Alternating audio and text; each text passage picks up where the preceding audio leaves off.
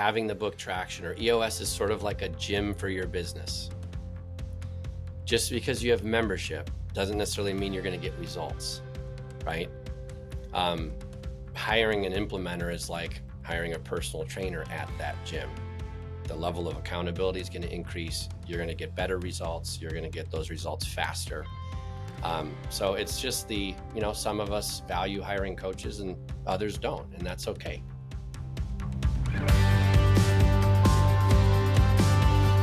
Welcome to Confessions of an Implementer. I'm your host, Ryan Hogan. We share unique stories of EOS implementers and the companies they've transformed to give you a rare glimpse into the successes and challenges of the system in action. Let's jump in. So I want to start with one really interesting thing that we talked about during the pre-call a few weeks ago, but it was this idea of like in college, so very on in life, and like being an entrepreneur is one thing, and like, things that you can play with, explore, build, go to market, all those things. But like your like entrepreneurial venture through college was flipping houses. Yeah, I got in, I think it was junior, could have been senior. I think I was about 20 when I first started getting into that. I was a Robert Kiyosaki, Rich Dad, Poor Dad student in high school. And my family had been involved with real estate. My dad, my sister, my brother. So it was familiar territory. And I sort of fell in love with this Rich Dad, Poor Dad, that whole series, and just knew that the moment I had an opportunity to either invest in a rent to own, like a short-term 2-year buy, hold, sell, or if I could flip a house, do a rehab, I just was familiar with that and wanted to do it. So that's when I got involved. And like, was it something that you kind of grew up on in the family, and so you had a decent understanding, or was it like, I went through all the pain myself, even though like I had some guidance up front?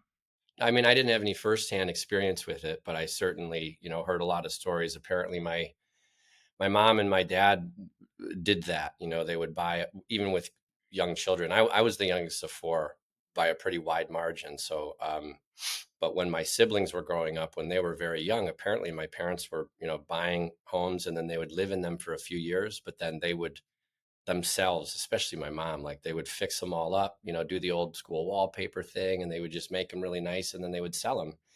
And my dad was very early on in his law practice. He was an estate planning attorney for 50 plus years, ran his own firm. And so while he was doing that, my mom would be at the house raising the kids and fixing up the home. And so it was a good little side income for them, especially when my dad was first starting his practice. Entrepreneurship is like really a funny thing, because like some people can want it, but they don't have it. Like, because you have to be willing to experience an enormous amount of pain to go down the entrepreneurial path. And crazy people like you and I do it because like chasing a dream, it's our passion, like whatever the case is, but like we're willing to I guess just take the beating. Like, did you just have it all along, or was it the influence of your parents and kind of seeing them through entrepreneurship? Like when were you like, this is going to be the path?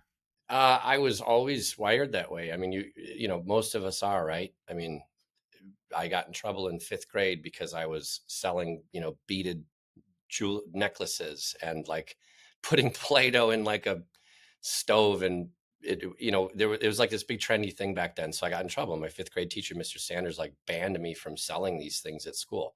Back then I couldn't appreciate it. Now I totally understand it. Like what a distraction that was. In high school, like techno music was really popular. So I bought this music editing software and started, I sold like hundreds of these CDs that I had, I put like 12 tracks on them. They were all my own stuff. And then I sold them to friends for like $5. That's a lot of money for a high schooler. I think I was in my sophomore year. So I always kind of was doing things like that. You hear about lemonade stands or t-shirt companies and things like that. So I was always doing it. My parents were both entrepreneurs, all three of my older siblings entrepreneurs. So I mean, going the traditional path and going out for interviews and getting a job when I graduated, it wasn't even in my periphery. I wouldn't even know how to do that. Our backgrounds are pretty similar. I was selling creepy crawlers in 3rd grade, and Mrs. Price shut me down eventually. But it was like, went from selling creepy crawlers to doing car washes to shoveling snow, mowing grass, like just kind of continuing on with the trend. And then I had a really tough lesson later in life where like a business actually took off, and it wasn't just like trading my time for money. Have you experienced something like that? Like, have you been not on the lucky side, but like on the side where like you've had some bumps, but because of your experience, you were able to kind of pull it together? Or have you faced some like crazy adversity in business? Yeah, my first business that when I was in real estate, I mean, I eventually went bankrupt. So that business went bankrupt. I was in my early mid 20s, and I had blind ambition. Like my only care in the world was like I was hell bent on becoming a millionaire by 25. Like that was my number one goal, and nothing would get in the way of that. And it just I was very negligent. I put all of my eggs in that residential real estate basket. And when 07, 08 rolled around, and we none of us were insulated from this, right? But like I had everything in that basket, so I felt like overnight my assets became liabilities. Good debt went to the bad debt column quickly. And as much as I tried to work with, my lenders, it was early on and no one was budging, right? So despite the fact that, my loan amounts were actually higher than the new valuations of my real estate, they just weren't working back then, early on, at least with people. So I had no other choice. I mean, I was in a pretty bad hole. So it was a tough experience at the time. Anytime you're in the eye of the storm, right? It's like it's tough for those of us who are dealing with that, whether it's financial, relational, health, whatever it is. But looking back, it was one of the greatest experiences I've ever had. I mean, I learned so much about priorities and values and life and business and failure, and it just gave me some really good perspective. And it happened. I was very fortunate. It happened at a time when I could afford to make a mistake like that. I mean, back then I didn't have a family. I didn't have three children. I have three today. And it happened when it was kind of just me.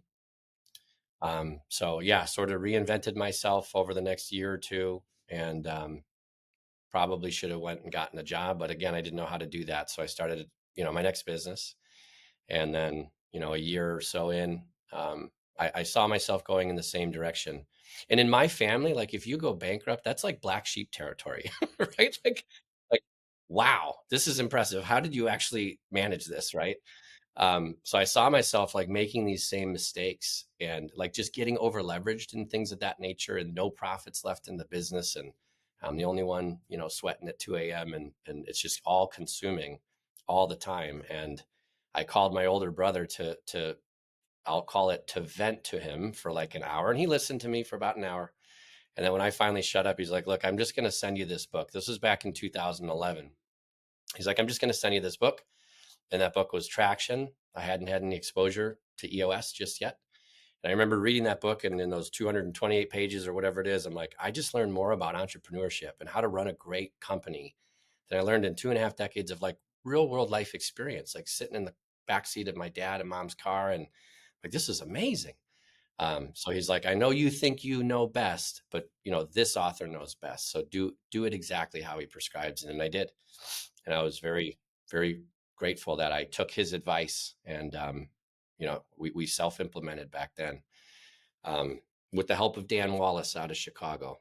What up, Dan? I was just yeah, I discovered a lot of things about Dan recently. But he was out in LA. We had just recorded a podcast. He was out in LA. We went and we met up. Um, but what I discovered with Dan is Dan's the actual implementer that came out to my Vistage group in 2017. So there's two things that have changed my life. One was EOS and two was Vistage. And I learned about EOS through Vistage because we had what I now know is Dan that for some reason was in Seattle and came through Tom Leonard's group. So Um, cool. yeah, crazy small world. See, I struggled. So I our stories are fairly the same. So my first company that actually took off, it was called Run for Your Lives, scaled very, very quickly, made every mistake in the book, and ultimately, like 2.5, 3 years into it, went bankrupt. And took me down, took my co-founder down, took the company down, just everything. And like I took a break, and I had to take a break. And I did it through the Navy because I was still active duty. I was just getting my commission. Thank you for your service, by the way. Thanks, Sean. What do you think, or what did you go through? Like when the company went bankrupt, were you like, what a relief because I've been trying to like save this thing for God knows how long, and now the phones have died down. What was going through your head? It was a little bit of a crisis as far as like my identity, because again, back then when it happened, my whole identity was wrapped up in status and material possessions, nice houses, fancy cars, all that good stuff. I mean, I just, my whole identity was consumed by all of that status. And so when I lost everything, it was a real shakeup.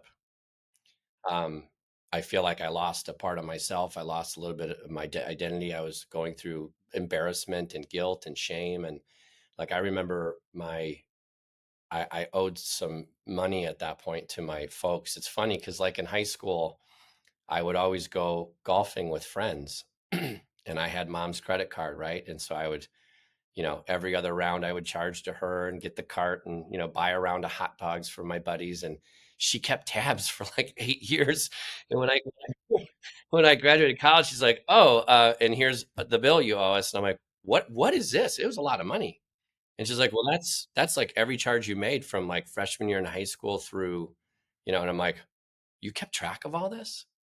I mean, she's just an animal with numbers and finance. And I'm like, oh my gosh. So I can remember very vividly sitting with my attorney. It was the final meeting where I was signing the bankruptcy paperwork. And he was asking me, are you sure there's no one else you want to include in this bankruptcy? And sort of casually, not without thinking much about it, I'm like, well, yeah, but I kind of, I do owe my parents some money. But I don't want to include that because I knew letters were going out. And um, so I'm like, yeah, but it's not a big deal. And he's like, how much is it? And I shared it with him and he's like, you should include that.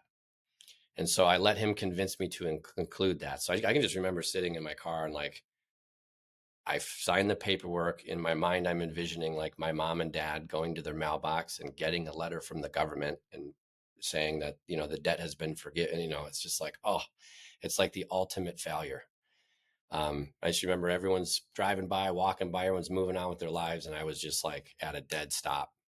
So it was a good moment of clarity and sobriety and everything else that like, wow, I got to get my stuff together. So I got ahead of that. I called them and, to share the news of what had happened. And I never forget my dad's like, and he's said this 1,000 times, Ryan, but like, we need to hear things a few times before they really register. And he's like, Sean, he's like, no one is responsible for you but you. Like he wasn't upset. He handled the news gracefully, but he's like, no one's responsible for you but you. And it just hit me like, oh my gosh, yeah, it's just me out here. It was a feeling of just isolation and aloneness and kind of feeling lost, right? And then my mom chimed in and she's like, it's time to find a quiet room and figure things out for yourself. So like it was like a 1-2 punch, and it was the words that I needed to hear at the right time. And that really, really registered with me. So I'm grateful that they've always been supportive, and they've been a real blessing for me, and they never gave up on me. So I always appreciate them for that. Also, I went through something similar. So my in-laws had invested into a company called Warware, and Warware was kind of the feeder for Run for Your Lives because Warware was failing. It was an athletic performance T-shirt, and I was like, we've got Sorry to interrupt. What was Run for Your Lives? Run for Your Lives was that's a zombie infested 5K obstacle course race. So like one of the fastest growing. We there was like Spartan, Tough Mudder, Warrior Dash. And we were actually number 3. We wouldn't push it, but like we were actually number 3 in 2012. We scaled from 1 event to 13 events to 25 events. And I think we got through about 15 of the 25 in 2013. And then we bankrupted. That sounds amazing. How did you mess that one up? I well, one, I hired all my best friends. Two, I couldn't spell P&L. Gosh, there's like so many things that went wrong there. The inmates were running the asylum on that one. Yeah, yeah. It was not good. We made a lot of money, but by make a lot of money, that doesn't mean we held on to a lot of money. And the problem for us was when you get into events or other things where you're purchasing something that's not happening to the future, how you book that on your balance sheet is called either unearned or deferred revenue.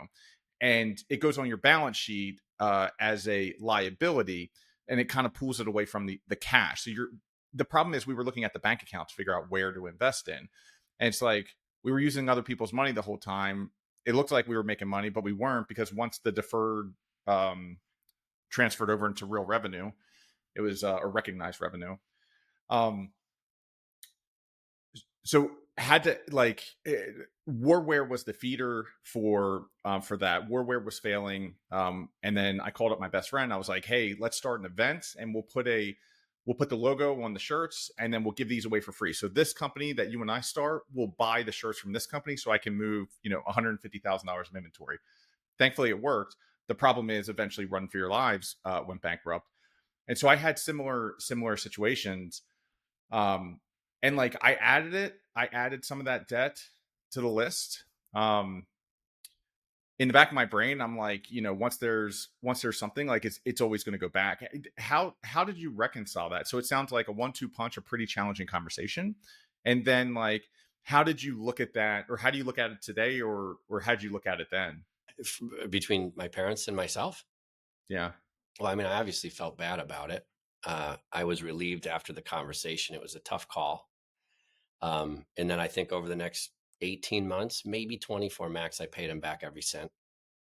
Um, so I felt like I did the right thing, did the best I could with what I had at the time, you know? Okay. And so you had some. It's wild to me that, like, you didn't go and get a job. How did you get through? Like, for me, it was a very dark moment. I'm assuming you had similar things. You talked about identity and like find a quiet room and kind of all these other things. Like, what strategies did you actually use um to work your way to like build yourself back up? Well, I was fortunate. So two things from a financial perspective. This was '05. No, yeah, '05, '06, '07. So that's like the days of Craigslist, right? So like after a house was ready to show, I would put it on the market. And back then, like launching a website with the home address was like no one was doing it.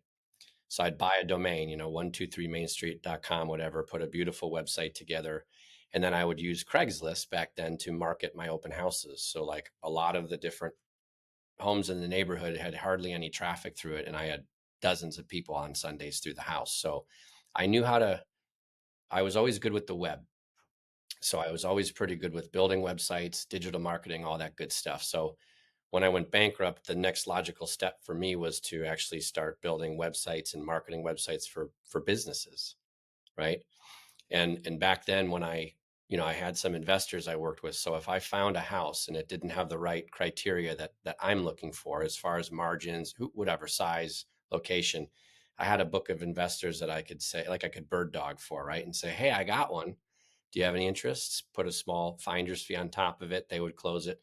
Their crews would fix it up, and then they would rehire me to list the house, right? Well, some of them were full time, some of them were business owners. So it was kind of nice because I had a very small database at the time of business owners who had dilapidated websites. So I sort of had a track record with them, right? Like they liked me, they knew me, they trusted me because I had followed through on whatever work we were engaged with at the time. So I sort of had maybe I would say 10 to 12 business owners, and I approached them and said, "Hey, I'm out of this real estate game. However, here's what I'm doing next. Would you give me a shot at redesigning your website, at handling your digital marketing, whatever that looked like back then? It wasn't a lot. So that kind of was a natural segue into building a digital marketing agency. As far as personally, I started reading a ton of books. I couldn't afford to like go to a seminar on personal development or professional development, and I couldn't afford a coach back then. I couldn't do group coaching. I just didn't have a lot of cash. So I started renting a ton of books from the library. I started buying books on Amazon back then. Um, so I just got into personal and professional growth through books, and I started reading like a book, sometimes more, every week. And that to me was very therapeutic. That was tremendous for my growth as far as just like going all in with learning and personal and professional development. So that was a really big turning point for me. Did you take any of the lessons from the, because it's the only the only thing that's like hard here is it's kind of two different industries. But like, are there macro things that you learn through that experience that you then apply to the marketing agency? Yeah, absolutely. I mean, I was always very transparent and very open and honest about these deals. As far as if I wasn't going to take one, I would, I had already investigated everything. So when I would go to my investors, I would share with them the good, the bad, the ugly. Like I didn't want any stone unturned. I didn't want them to find something that I withheld or anything like that. So it was a very transparent transaction, right? And I took that into the digital marketing agency because a lot of business owners would, call us for a website, and they would want to invest in a new website, and they'd want to invest in all this digital marketing. And then we would, we'd probe a little bit and ask them clarifying questions like, well, where are your leads coming from? And we'd find out that like 80% of them were coming by way of referral. And then, 10% this, 5 and 5, some other random things. But it's like, so none of these are coming from Twitter. Like your ideal client is probably not tweeting and hanging out on Twitter. These are like B2B, right? So it's like, okay, so we can revamp the website for a very cost effective, price. And, what if we didn't lean into digital just yet because, you're hyper local, whatever it was. What if we actually created a referral system instead? So you're obviously looking to generate more leads, grow your top line. So what if we reallocated this, $50,000 a year you want to spend on Twitter and Facebook and all this other stuff, Craigslist? And what if we instead designed a, turnkey referral system that your salespeople can just sort of layer right into their existing sales methodology? So I always felt like we did the right thing as far as like we would call it out first. We would never say yes to anything if we didn't believe in it ourselves, right? Um, and I think that that helped because people saw that sort of that unbiased guidance approach. It's like, I don't have a dog in your fight. We're going to fly in, we're going to have our little, you know, project or engagement, and then we're done. And we rely heavily on referrals. So the last thing we want to do is burn bridges with our clients. So if we can just tell the truth and provide our unbiased perspective and guidance up front, hopefully we can earn their trust and have, repeat at bats, and also have it lead to some referrals, right? So I just think transparency was a big thing that, happened through the real estate days, through the digital marketing. And, I think it still holds true to today as an EOS implementer. I've heard quite a bit. We talk about we self-implement today, and Hunt a Killer self-implemented it first, and then we could afford to go out and find an expert implementer. When there's a lot of talk around the people analyzer and like how to use it and things like that. And one of the things, I think this came from when we were working with Margaret, but it's this notion of like you can use the people analyzer for everything. Like when you're looking for a vendor, when you're looking for when you're looking at a client, obviously when you're looking internally at your team. It's great for top grading clients. Yep.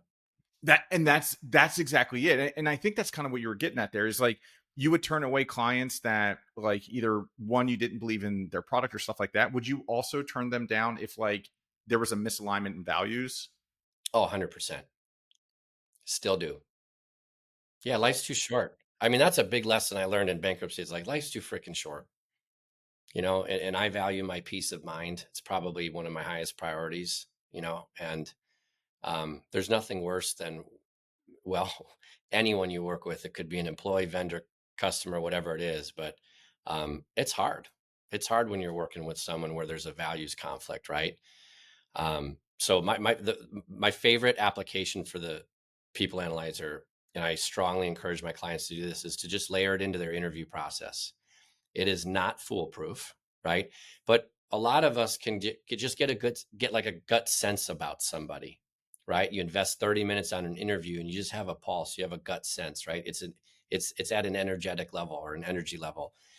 And let's say that there's a 3-step interview process, and let's say that a unique person within the organization does each interview, right? So interview 1, 2, 3 done by 3 different people. I think it's really helpful if you layer that into the interview process and just use your gut, because after that first interview concludes, that person who did the interview with that candidate can just sort of best guess, here's what I felt about my 30 minutes, 45 minutes, 60 minutes with the candidate as it relates to our values. And as it relates to, do I personally feel like they get the job, want the job, have the capacity to do it well? And if you can use that as a filter, oftentimes you might break a tie, right? Like you might have two candidates that you think are both really good candidates, or you're sort of desperate to make a hire and you're not impressed with anyone, but there's two that might be decent. If you pop the hood and look at the historical data that was input by the interviewers, it might be helpful as just a tiebreaker. But that tool is great because it kind of brings the subjective to a place of objectivity, right? So it's like we've always, all of us have been there where we're like, there's something about Bob, right? Like I just can't put my thumb on it, but there's just something about this guy that rubs me the wrong way. Oftentimes it's a value conflict, right? So just 5, 10 seconds into that tool, you might be like, oh, that's what it is.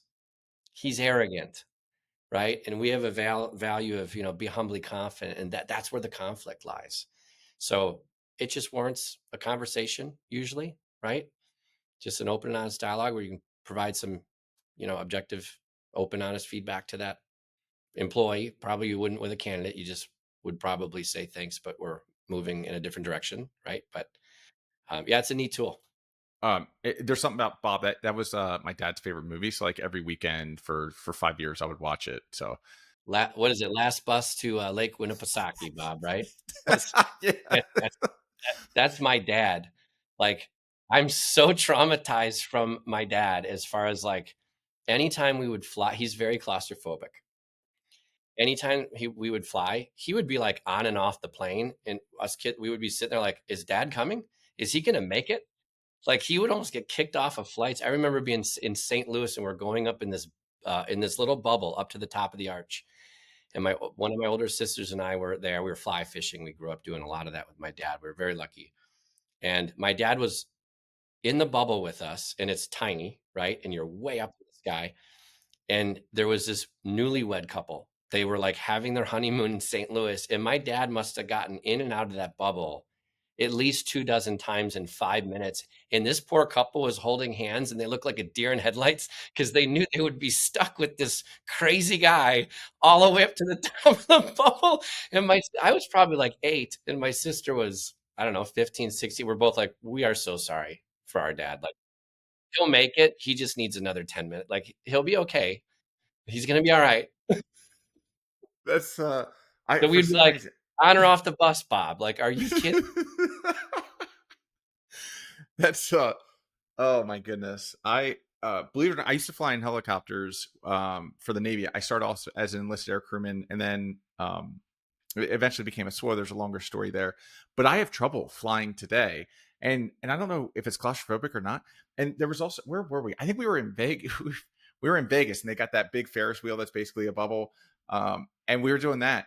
I didn't get in and out 5 times, but it was an uncomfortable position. So some sympathy there, but your stories are very funny. He's like in out. Yeah. Can I share something that works for me Yeah. with that? Because I have a fear of heights. I mean, it was a lot worse. I used to actually get vertigo.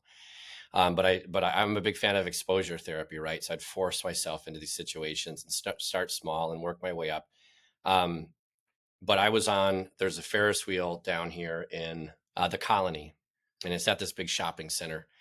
And it's not the biggest Ferris wheel in the world, but to me, it's like overwhelming. So I'm there with my kids, and they're like, "Dad, let's go on the Ferris wheel." And I'm like, we got to go, guys. Like, nah, maybe another time. They're like, "Dad, we're here. Let's do it." I'm like, fine. They get in there. My palms are dripping wet. These three kids, Ryan, are like shaking the car like I'm about to have a panic attack. But what really helps me is gratitude. Like for whatever reason, I just find that like if I'm in a situation, I've only tried this with heights, right? But like if I'm starting to panic, I just sort of take a few breaths, and it's just like I just think about everything I'm grateful for in that exact moment, right? So it's like I'm so grateful that I'm here on the afternoon with my kids. We've got beautiful weather. What an amazing view we have.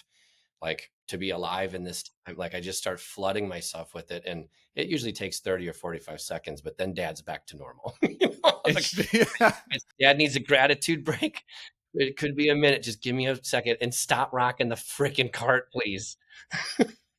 that's that that is, I'm gonna have to try that out. I thought I had a, it's not, it wasn't gratitude, but brilliant. I'm gonna try that next time, especially on a flight.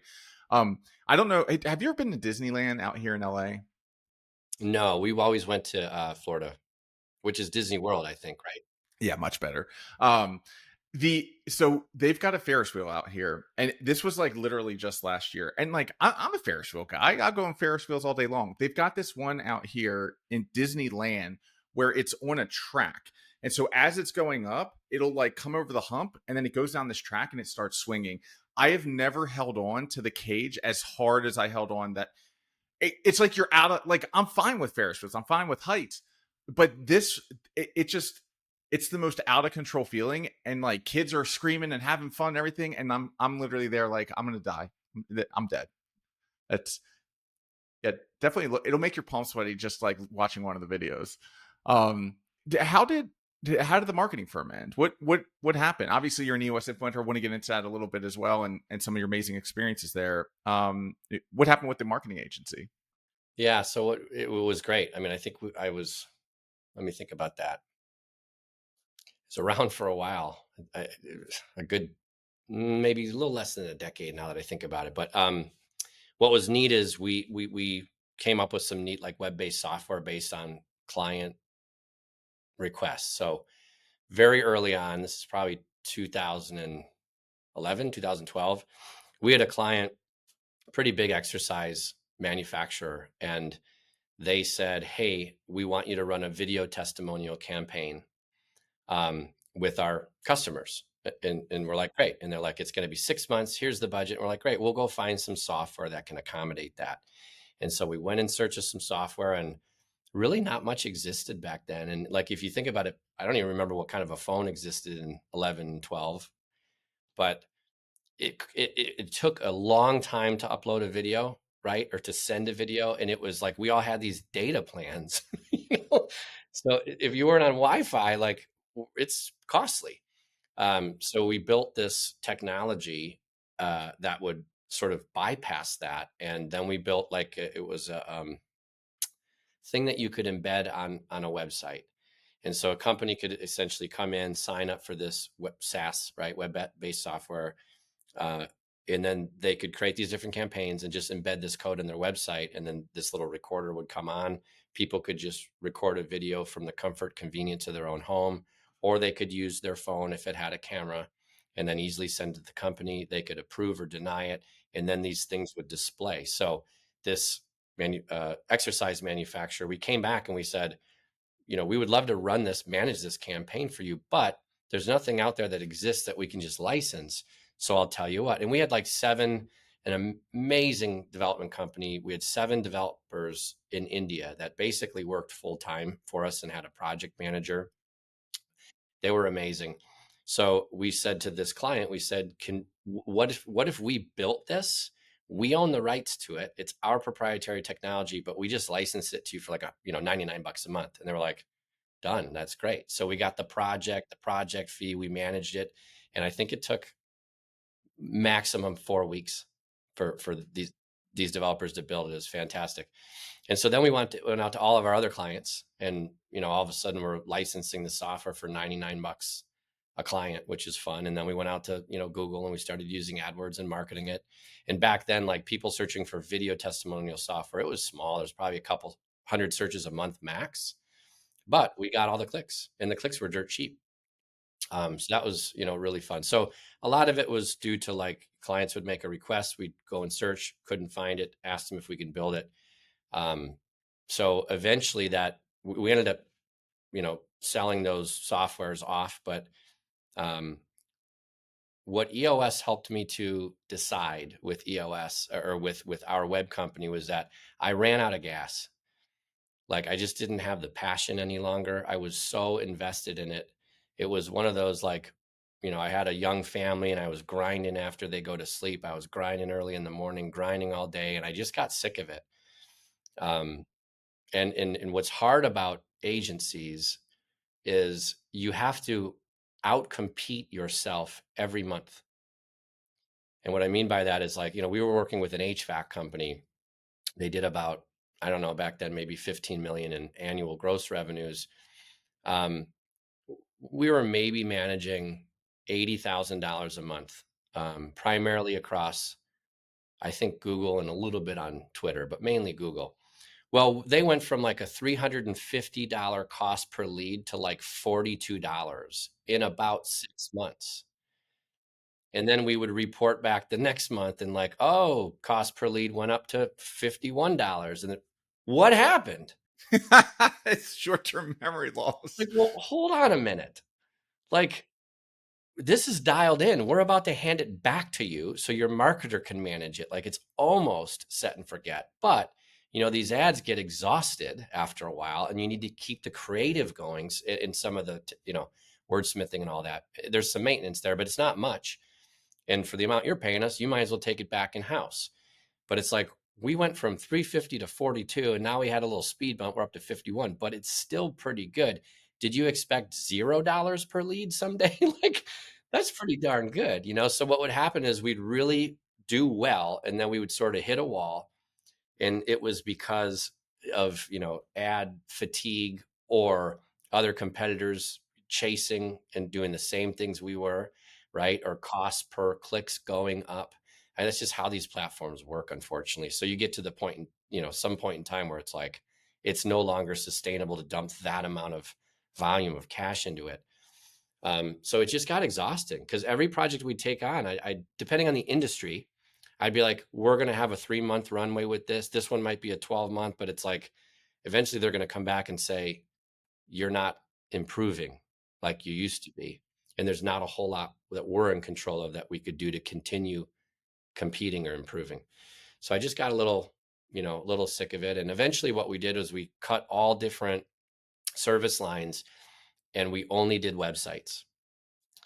And what was really cool is like, we had multiple big breakthroughs in that agency. And one of them was, first one was like, we got to stop saying yes to business cards and billboards and marketing flyer. Like, we're saying yes to everything, and we don't have a process for everything. We don't have people that are experts in all these areas. So we started sort of slimming down our service lines. And then we got to the point when we were getting frustrated with, managing these ad campaigns. We're like, if we're going to do one thing and do it well, let's just build the best website on the planet. So then we got StoryBrand certified for a handful of years as an agency, and we had a really nice template where essentially we would, if we could meet with a client for 90 minutes, we'd have everything we needed, and we could turn around a website in 2 weeks, and they would go from like generating nothing to salespeople are underwater now. And all we would do is replace the copy and the imagery and the branding and the logo and all that. But it was a really nice, we called it the homepage ATM. It was a really nice website framework. And then the next one, the biggest one, was when we stopped working with just anybody and we only served companies running on EOS. And the reason we did that is because our biggest frustration was not, we charge 50% up front and then 50% on the back end. And we'd say, we can turn around in 3 weeks, 4 weeks. And they're like, oh yeah, wink, wink. Okay, we'll see. And then we did. But the problem is we couldn't get, these people are busy people and they were smaller companies. We were usually dealing with the business owner, sometimes a marketer if they were big enough, right? But what happened was we had a hard time getting feedback or getting approval on the launch. So now we've got, our AR went up, our receivable, we're waiting on a lot of money here because these people are busy and rightfully so. They're visionaries. And we understand that the priority is way down here. It's a website, right? And most people would rather get a root canal than have to build a new website. And we appreciated that. So what we started doing was like, we want a leadership, we want to be working with a leadership team, and we want someone in that room to own a rock called develop a new website. And now we knew they were being held accountable every week with their peers on their team. And we knew that there was a deadline, a firm deadline that they were very motivated to hit it by. And all of a sudden, AR went back to where it usually was. And we turned around a lot of projects in a short amount of time because we knew someone was being held accountable in that room for updates and feedback and all the rest of it. So that just changed our business. And we ran that way for a few years. And then again, eventually I started doing EOS for other companies back in 2015. And at that point, my team was very small. There was 3 or 4 of us because we didn't require this huge team any longer. We weren't necessarily an agency model. We were like, we do one thing and we're going to do it well. So we got focused, right? And then we started dialing in our target market and who we were willing to work with and all those psychographics. And that just made us better and better and better. But we got to the point where it's like writing's on the wall. I love the work I'm doing with these other clients as it relates to the EOS implementation. I'm moving in that direction. And I think I gave everyone a 6-month runway. And I'm pretty sure that everyone was in a better job with better pay and better, perks and benefits and all the rest of it within the next 90 days. And when we provided references, I mean, we were very transparent about the decision, right? So eventually I just shut it. It was a clean break, shut it down. Everyone who we hosted, we, handed to a referral partner who we felt would be good. And then moving forward for a couple of years, we would get inquiries and we would just politely pass them along to a gentleman out of Chicago who we liked, knew, and trusted. So it was a clean getaway. But EOS helped me realize, like, hey, I can keep doing this, but I'm sort of losing my pilot light here. Like it's not joyful work for me any longer. I just burnt out. All right, quick break, friends. Do you find it impossible to hire and retain top sales talent? Or worse, are you paying insane recruiter fees who are all using outdated hiring processes? Yeah, I was too. At Hunt to Killer, we were spending hundreds of thousands on recruiter agency fees. And after I sold that company in 2025, I started Talent Harbor. And the whole vision here was to make sales recruiting accessible to small and medium-sized businesses, because the organizations that can hire and retain world-class people are the ones that ultimately win. Most organizations rely on things like ZipRecruiter or LinkedIn, and they get hundreds, if not thousands, of resumes. But we find that the best salespeople are already perfectly placed somewhere else. And that's why our approach is to go after them. And we do that through a business model called recruiting as a service. We do not charge commissions. We do not have success fees. We don't have contracts. We don't have long-term engagements. And we become an extension of your team as expert sales recruiters. If you're tired of the same old recruiters and want to actually grow your sales team, check us out at talentharbor.com. That's Talent Harbor, TALENTHARBOR.com. Let's get your next sales superstar hired. Was there a way to like get into a visionary seat and just like check in once a week, once a month if you put the right integrator in place? There was. And another thing that EOS helped me realize, and I'm always excited when my clients have this light bulb, but for some clients it happens maybe 12 to 18 months in. But EOS helped us grow to a certain point that we had never been at as far as revenue and number of people. And then what sort of hit me like a ton of bricks is enjoy I have no balance. I don't enjoy this pressure, this stress, and there's got to be a better way. Um, and we could continue going in that direction and, be hell bent on hitting this long-term target that we identified. And then I read Small Giants by Bo Burlingham. And I'm like, that's what I've been feeling, for a good year, is like, I've been feeling this, like we want to be great, but not necessarily big. Right. So I think there was definitely, we were heading in that direction for a good year, maybe, until, like, for me, it was this internal feeling like, I don't know if this is what I truly want any longer. And after I read that, the light bulb went off, like, oh, and I think it was around that time where we really reduced the amount of prospects we were marketing to. And I think that's where we got clear on EOS run companies only. And that's going to solve so many issues. So we really just, it kind of took a hit in our target market definition within our business plan, or VTO, right? If you're familiar with EOS. So that was a big moment for us, was just to like kind of regroup, get back to a certain level of revenue, but also number of people on the team, and just have everyone have a better life. Yep. That's also. Would you consider? Here's one thing that we've been kind of struggling with, and so my my last company, Hunt to Killer, it was subscription recurring revenue based. Now we were still sort of in the acquisition game, but just because of ambitions and goals and stuff like that, and so like it was less focused on retention. When when we started Talent Harbor, basically we wanted to do things differently. Like Hunt to Killer spent about $1 million on recruiting. It never made sense to me. I think it's just a disgusting industry, and I think there's a lot of good that we could do. And so our whole approach has been making expert recruiting, which is truly a competency, accessible to small, medium-sized businesses. And so what we did is we developed this model. It's a flat monthly rate. We stay as long as they need us. They turn us on, turn us off. I thought it was going to be a retention based business. It is not. It's an acquisition business. Like we work with generally small, medium sized companies, generally directly with the owner. And it's a hefty fee for them. Now we still save them 50, 60%, but like they look at the balance, their credit card statement each month. They're like, that's like, I gotta fill this position.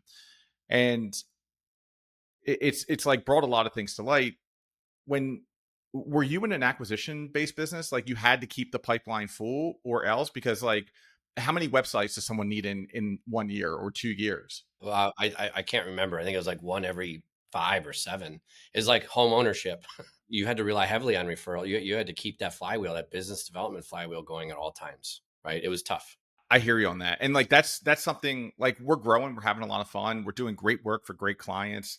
Um, but like it is like what I'm discovering, it's an easy way to burn out.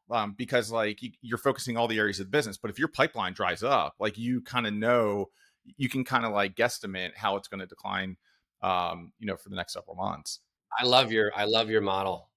I think it's brilliant. I mean, we talked about that, especially with like sales organizations. I mean, it's just awesome. Thank you. And like to your point there is like, so when we started this, we were completely agnostic. We would work with anybody, anywhere, for any role. And what we realized at the end of last year is about 80% of our clients were using us for sales roles. And it's one of the hardest roles to recruit for, because even if they're not great at like selling your product or service, they're always going to be great at selling themselves.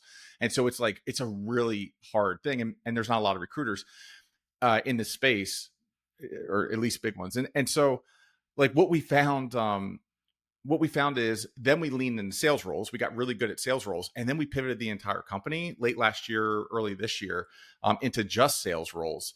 And that, like, it's funny because, like, everybody, including myself, like, we're all worried about niching down because we're like, there's less opportunity. Like, we're going into these very specific verticals and that.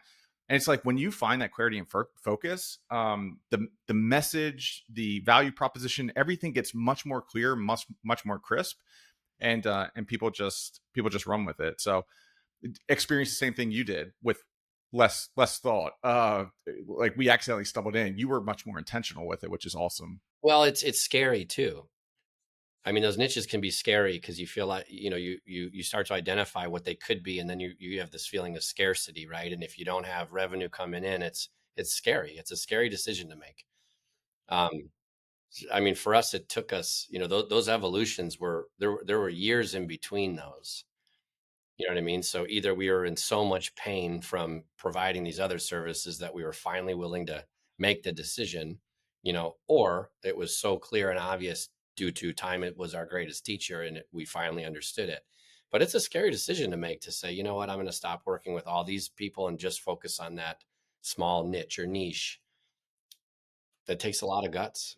It does. It does. What? And now I realize we only have 5 minutes left, and we didn't even get into your EOS. I'll tell you one thing that I find interesting about what you're doing with EOS, and then maybe we can dive into some of your, some of the examples right now. But what's really interesting about your story is like, in my experience, the best EOS implementers are the ones where like they figured out it was their true passion.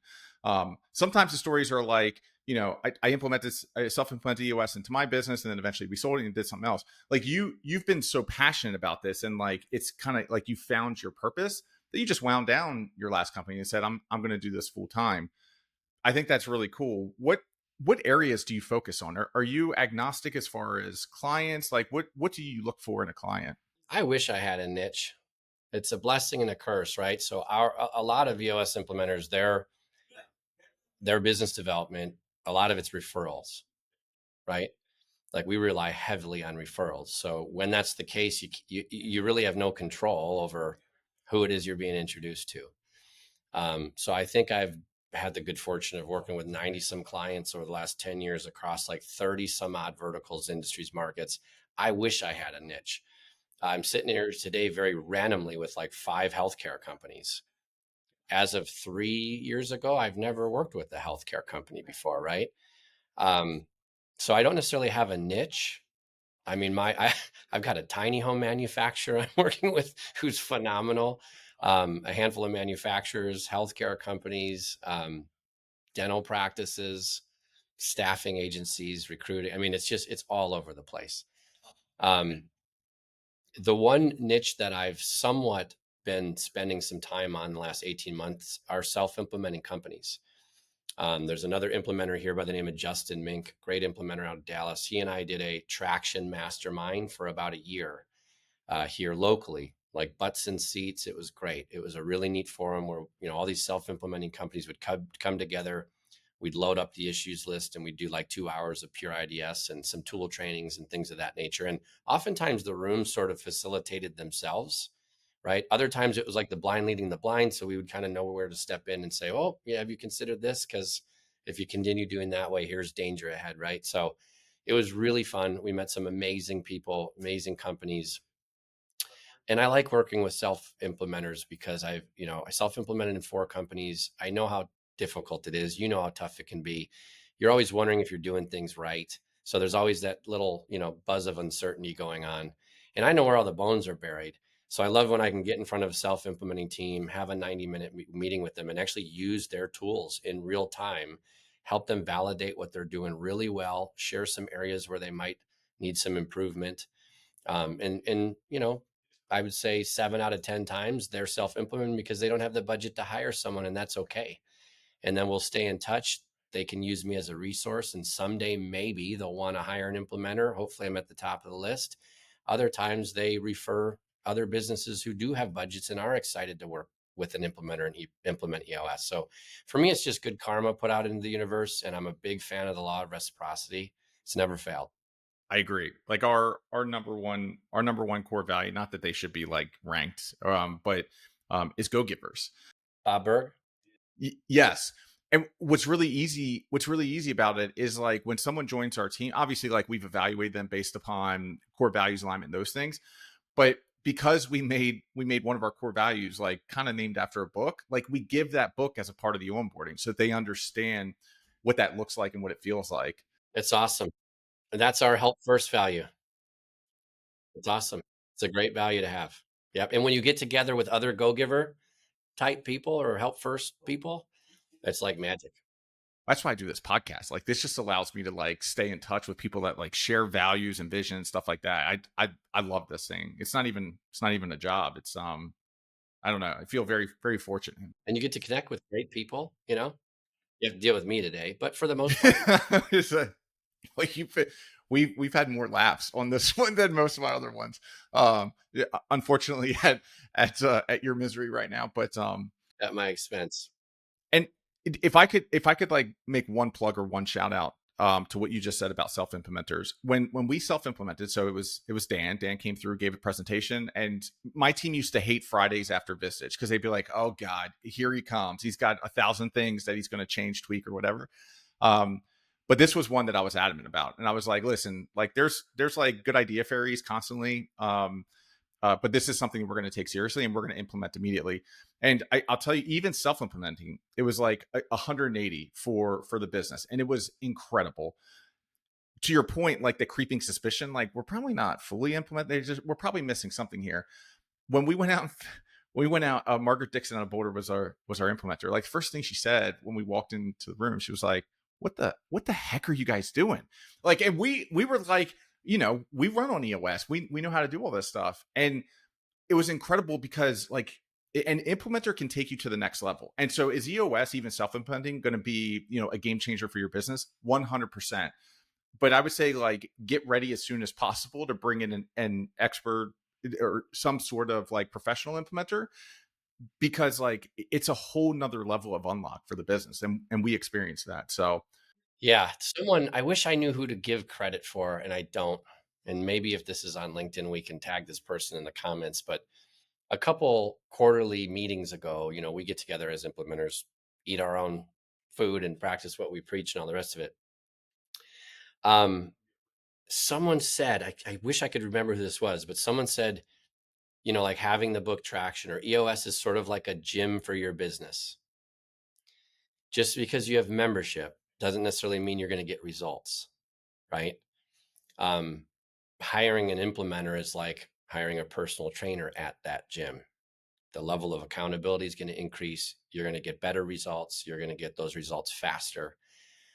So it's just some of us value hiring coaches and others don't, and that's okay, right? It's just a preference. But it's funny.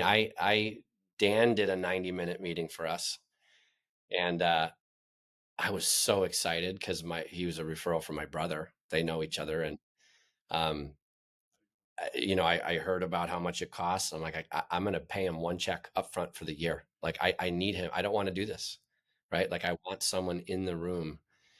And he's like, you're too small. He's like, I won't work with you. And I'm like, I can cut you a check for the year.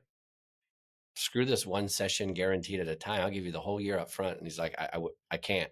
He's like, but I know your brother. He said if someone could self-implement, it's you. I'm here to help you. And I'm just like, I mean, that was such a gift at the time. I was mad at him. No, I'm like, what are you turning me down? You know? But that was him sticking to his target market and not, kissing a frog like me at the time. So I appreciate it. And he was so helpful, so helpful. And that's part of me is like just giving it back or paying it forward, whatever you want to call it. It's like Dan did so much for me and he helped me and gave me so much of his wisdom and time and perspective. Like I've been there. So that's just why I enjoy paying it forward. Right. So Dan rolled out of the way and now I'm just trying to be my own version of Dan. I feel like every call I'm on, like it always goes to Dan. Like he's like a true like legend in the space, and like the adoption of the help first principle of like sounds like he still helped, he still mentored. He was just like, I'm not going to take your money, blah blah blah. He is the embodiment of go giver, all that whole concept. The last thing I'll plug is there's this notion of graduation. I like I drink the Kool-Aid or I don't think you guys like that anymore. I believe very passionately about EOS and the system, and a part of the system is this idea of graduating, and I never actually believed in that. Like I think we did pretty good implementing EOS, and when we had an implementer, it was incredible. The value that an outside perspective, even if you're great at EOS, the value of having an outside perspective come in and say the things that might not being said and open up the room and create the foundation of trust credibility, like it never ends. And so there was this, we never stopped. Like we could have graduated, but at the end of the day, like there's just so much value, and I just couldn't imagine like, yeah, we're good at this, but I just love the outside perspective of somebody that isn't in the day to day and can see things that the team that's so ingrained can't see. Yeah. Yeah. I mean, to each their own. My longest client held on for almost 9 years. I think it was like 8 years and 3/4. I was kicking him out for 6 years. They're trying my best to.